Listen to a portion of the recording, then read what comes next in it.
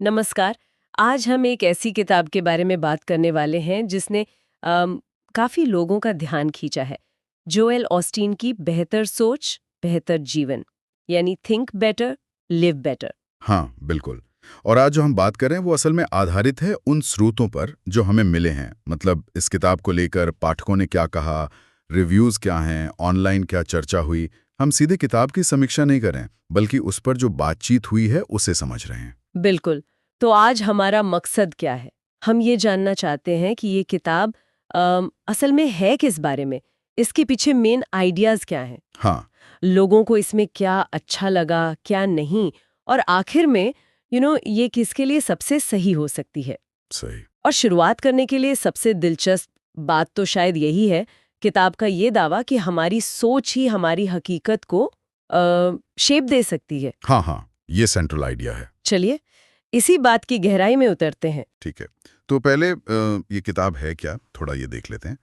तो संक्षेप में ये एक मोटिवेशनल सेल्फ हेल्प किताब है। 2016 में आई थी अच्छा। और लेखक हैं जोएल ओस्टीन। वो अमेरिका में एक बहुत बड़े चर्च, लेकवुड चर्च के सीनियर पादरी हैं और कई बेस्ट सेलिंग किताबें लिख चुके हैं। ये कोई बहुत मोटी किताब नहीं है, लगभग 250 पेज की है। और जैसा आपने कहा सेल्फ हेल्प जॉनरा में है, हम्म। तो इसका मुख्य मकसद क्या बताया गया है स्रोतों में? क्या हासिल करना चाहती है ये किताब पाठकों के लिए? हाँ, तो रिव्यूज़ और जो पाठकों की प्रतिक्रियाएं हैं, उनके हिसाब से इसका मेन टारगेट है लोगों को उनके जो सोचने के पुराने तरीके हैं, खासकर नेगेटिव वाले, उनको बदलने में मदद करना। हम्म। ये उन्हें एक पॉजिटिव सेल्फ इमेज अपनाने और ओस्टिंग के नज़रिए से देखें तो ईश्वर ने उनके लिए जो प्लान बनाया है उसके हिसाब से जीने के लिए प्रोत्साहित करती है। तो इसमें जो सबसे बड़ा आइडिया उभर कर आता है वो है सोच की शक्ति, है ना? ये आजकल काफी सुनने को मिलता है वैसे, लेकिन ओस्टिन इसे किस तरह से रखते हैं? हाँ, ये बिल्कुल इस किताब के क्या कहते हैं दिल में है। ओस्टीन इस पर बहुत जोर देते हैं कि हम जो मानते हैं अपने बारे में, अपनी सिचुएशन के बारे में, वही हमारी रियलिटी बन जाता है। अच्छा। उनका तर्क है कि नेगेटिव विचार सिर्फ बुरा महसूस नहीं कराते, हम्म। बल्कि वो असल में हमारी सक्सेस के रास्ते में एक रुकावट बन सकते हैं। हम्म। और दूसरी तरफ एक पॉजिटिव उम्मीद वाली सोच हमारी जो अंदर की पोटेंशियल है उसको अनलॉक कर सकती है। ये सुनने में को काफी सीधा लगता है। क्या इसमें कुछ और गहराई है? जैसे कोई खास तरीका बताते हैं वो इस सोच को बदलने का? हाँ, एक और महत्वपूर्ण कॉन्सेप्ट जिसका जिक्र बार बार आता है रिव्यूज में, वो है नकारात्मकता को मिटाना, मतलब इरेजिंग नेगेटिविटी। मिटाना?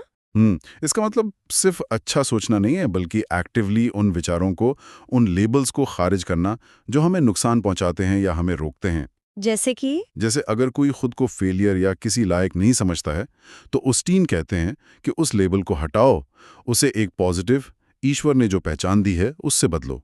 ये एक तरह से अपने दिमाग की रीप्रोग्रामिंग करने जैसा है। ये दिलचस्प है, लेबल हटाना।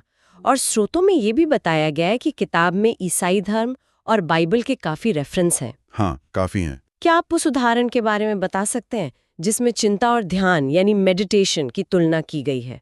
वो मुझे काफी स्ट्राइकिंग लगा था। हाँ, वो एक बहुत यादगार मिसाल है जो कई रिव्यूज में मेंशन्ड है। ऑस्टीन कहते हैं कि चिंता करना ध्यान लगाने के सिद्धांत जैसा ही है, बस ये गलत चीजों पर ध्यान लगाना है। ये बड़ी खूबसूरती से समझाता है कि हमारा ध्यान, हमारी एनर्जी कहाँ जा रही है। अगर हम अपनी प्रॉब्लम्स और डर पर ही फोकस करते रहेंगे तो वो और बड़े लगेंगे। सही बात है। ऑस्टीन का सुझाव है कि इसी फोकस की पावर को जानबूझकर पॉजिटिव चीजों पर लगाओ, जैसे ईश्वर के वादे, अपनी काबिलियत या अच्छी पॉसिबिलिटीज, इन पर। यह माइंडफुलनेस के कॉन्सेप्ट को एक स्पिरिचुअल एंगल देता है। यानी ध्यान की शक्ति का सही इस्तेमाल। वाकई ये सोचने का एक अलग नजरिया है। अच्छा, अब ये बताइए कि जिन लोगों ने इसे पढ़ा उनकी ओवरऑल क्या प्रतिक्रिया रही? आपने बताया कि हमारे स्रोत मुख्य रूप से रीडर फीडबैक हैं, तो क्या तस्वीर उभरती है? देखिए, कुल मिलाकर तस्वीर तो काफी पॉजिटिव दिखती है। जैसे गुड रीड्स जैसी साइट्स पर देखें तो लगभग आधे रिव्यूज 5 स्टार वाले हैं अच्छा। और ज्यादातर रेटिंग्स पॉजिटिव साइड पर ही हैं। हाँ, मतलब हर किताब की तरह मिलीजुली राय भी है, लेकिन जो एवरेज झुकाव है वो तारीफ की तरफ ज्यादा है। संदाई, कोई पैटर्न दिखा रिव्यूज में जो बार बार लोग कह रहे हो? हाँ, कुछ थीम्स हैं जो बार बार आती हैं। जैसे morethanareview.com जैसी वेबसाइट ने इसकी सिंपल भाषा और मोटिवेटिंग टोन की तारीफ की है। उनका कहना है कि इसमें जो स्ट्रैटेजीज हैं वो सीधी सादी हैं, लेकिन उनमें लाइफ चेंज करने की क्षमता है। खासकर जो ओस्टीन ने मिसालें दी हैं वो लोगों को कनेक्ट करती हैं। और एक और रिव्यू का जिक्र था amidlifewife.com से।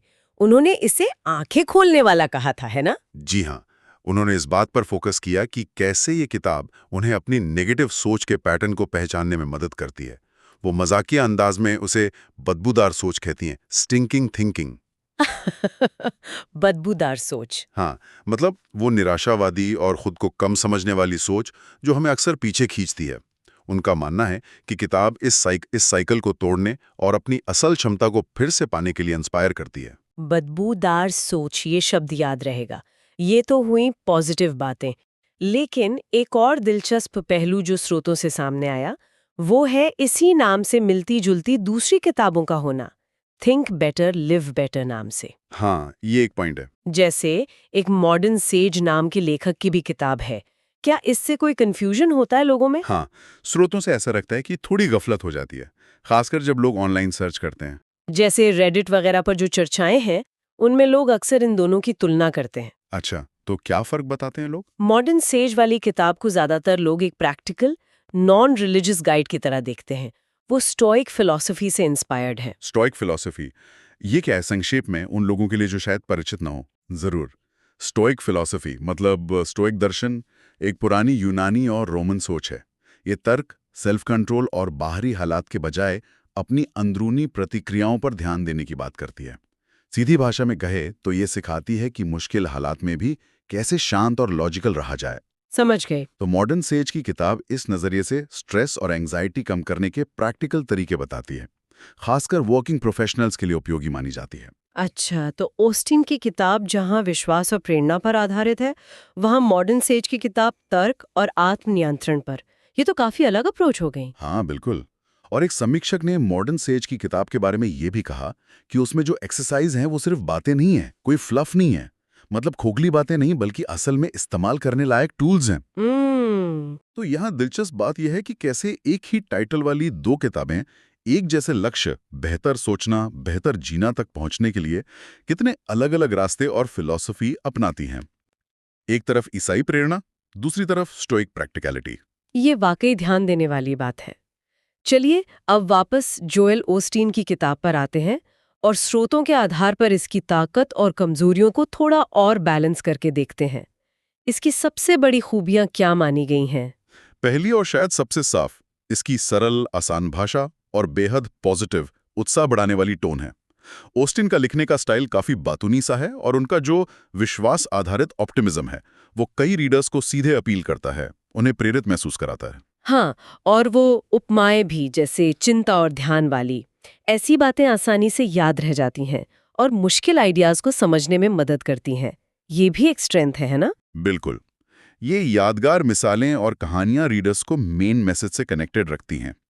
और तीसरी ताकत है इसका पॉजिटिव माइंडसेट पर लगातार जोर देना। ये पाठकों को अपनी मेंटल रुकावटों को पहचानने और उन्हें हटाने के लिए प्रोत्साहित करती है, जिससे उनका कॉन्फिडेंस बढ़ सकता है। लोगों को चैलेंजिंग लगे। स्रोतों में किन कमजोरियों का जिक्र है? एक मुख्य पॉइंट जो कई रिव्यूज में आता है वो ये है कि ये किताब काफी हद तक एक आध्यात्मिक, खासकर ईसाई फ्रेमवर्क पर निर्भर करती है। अच्छा। ऑस्टिन की सलाह अक्सर बाइबल के कोट्स और ईश्वर में विश्वास पर टिकी होती है। जैसे सफलता को अक्सर गॉड के आशीर्वाद या प्लान का हिस्सा माना जाता है। ये नजरिया उन लोगों को शायद उतना अपील ना करे जो धार्मिक नहीं है या फिर एक सेक्युलर साइकोलॉजिकल अप्रोच पसंद करते हैं। कमजोरी सामने आई, जैसे क्या मैसेज रिपेटिटिव लगता है? हाँ, कुछ रीडर्स या रिव्यूअर्स ने यह महसूस किया कि किताब के जो कोर मैसेज हैं, पॉजिटिव सोचो, नेगेटिविटी हटाओ, विश्वास रहो, ये अलग अलग चैप्टर्स में थोड़े अलग शब्दों में दोहराए जाते हैं। ये तो कई सेल्फ हेल्प किताबों में होता है। सही कहा।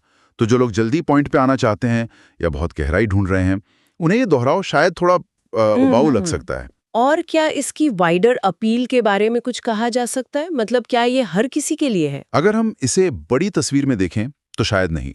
जैसा हमने कहा, इसका जो मजबूत स्पिरिचुअल बेस है वो इसे एक खास ऑडियंस के लिए ज्यादा सूटेबल बनाता है। सही। जो लोग secular, research based psychological techniques या ज़्यादा कॉम्प्लेक्स सेल्फ हेल्प स्ट्रैटेजीज ढूंढ रहे हैं, वो शायद मॉडर्न सेज जैसी किताबें या दूसरे ऑप्शन पसंद करेंगे। इसकी अपील मुख्य रूप से उन लोगों तक शायद सीमित है जो ऑस्टीन के विश्वास आधारित मोटिवेशनल अप्रोच से जुड़ पाते हैं। ये सब समझने के बाद अब हम इस सवाल पे आते हैं कि आखिर ये किताब किन लोगों के लिए रेकमेंड की जा सकती है। स्रोत क्या इशारा करते हैं? हाँ, तो स्रोतों और रिव्यूज के आधार पर ऐसा लगता है कि ये किताब उन लोगों के लिए काफी अच्छी हो सकती है जो हाँ, तो स्रोतों और रिव्यूज के आधार पर ऐसा लगता है कि ये किताब उन लोगों के लिए काफी अच्छी हो सकती है जो अपनी सोच बदलने के लिए सिंपल, सीधी और पॉजिटिव स्ट्रैटेजीज चाहते हैं। जो ऑस्टीन के ऑप्टिमिस्टिक टोन और विश्वास आधारित एनकरेजमेंट को पसंद करते हैं, नकारात्मकता से लड़ने के लिए यादगार मिसालों और कहानियों से इंस्पिरेशन लेना चाहते हैं। और शायद वो लोग भी जो माइंडसेट बदलने के लिए एक आसान पहला कदम उठाना चाहते हैं, बिना ज्यादा कॉम्प्लिकेशन के। बिल्कुल, ये उनके लिए भी अच्छा स्टार्ट हो सकता है। ठीक है, और दूसरी तरफ ये किन लोगों के लिए शायद उतनी अच्छी फिट ना हो? ये शायद उन लोगों के लिए बेस्ट चॉइस ना हो जो एक सेक्युलर, एविडेंस बेस्ड या साइंटिफिक अप्रोच वाली सेल्फ हेल्प किताब ढूंढ रहे हैं। ये शायद उन लोगों के लिए बेस्ट चॉइस ना हो जो बिना किसी आध्यात्मिक या धार्मिक फ्रेमवर्क के प्रैक्टिकल टेक्निक्स चाहते हैं। अच्छा, जो सिर्फ मोटिवेशनल बातों से आगे बढ़कर साइकोलॉजिकल थ्योरी की गहरी समझ या ज्यादा नई और कॉम्प्लेक्स स्ट्रैटेजीज चाहते हैं, या जिन्हें ऑस्टीन का मैसेज रिपीटेटिव या बहुत सिंपल लग सकता है। तो कुल मिलाकर हमने जोएल ओस्टीन की बेहतर सोच, बेहतर जीवन पर आधारित चर्चाओं और फीडबैक का जायजा लिया। हमने देखा कि ये किताब पॉजिटिव सोच, विश्वास की ताकत और सिंपल यादगार मिसालों पर बहुत फोकस करती है। हाँ, ये कई लोगों के लिए बेहद इंस्पायरिंग और लाइफ चेंजिंग हो सकती है, खासकर उनके लिए जो ईसाई नजरिए से कनेक्ट करते हैं। लेकिन साथ ही इसका जो स्ट्रॉन्ग स्पिरिचुअल एंगल और स्टाइल है वो शायद हर किसी के लिए ना हो। बिल्कुल सही कहा। और ये भी देखना दिलचस्प है कि कैसे इसी नाम की दूसरी किताबें, जैसे मॉडर्न सेज वाली, उन्हीं लक्ष्यों जैसे मेंटल क्लैरिटी, स्ट्रेस कम करना, बेहतर जीना को पाने के लिए बिल्कुल अलग रास्ते बताती हैं, जैसे स्टोइक फिलॉसफी या प्रैक्टिकल एक्सरसाइज। ये दिखाता है कि बेहतर सोचने का कोई एक ही सही तरीका नहीं है। अलग अलग लोगों के लिए अलग अलग अप्रोच काम कर सकते हैं। ये वाकई एक अहम नुक्ता है। अलग अलग जरूरतें, अलग अलग रास्ते। बिल्कुल, और ये हमें एक सोचने वाले सवाल पर लाकर छोड़ता है। जब हम अपनी सोच को बेहतर बनाने की कोशिश करते हैं तो असल में हमारे लिए ज्यादा क्या मायने रखता है?